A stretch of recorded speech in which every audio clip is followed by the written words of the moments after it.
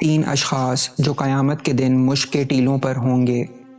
رسول اللہ صلی اللہ علیہ وآلہ وسلم نے فرمایا، تین اشخاص ہیں جنہیں قیامت کی بڑی گھبراہٹ بھی خوفزدہ نہ کر سکے گی اور نہ انہیں حساب دینے میں دشواری ہوگی۔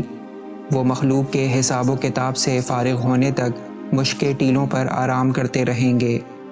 پہلا وہ شخص ہے جس نے اللہ تعالیٰ کی رضا کے لیے قرآن پڑھا اور کسی قوم کی امامت کی جبکہ مقتدی لوگ اس سے خوش ہوں۔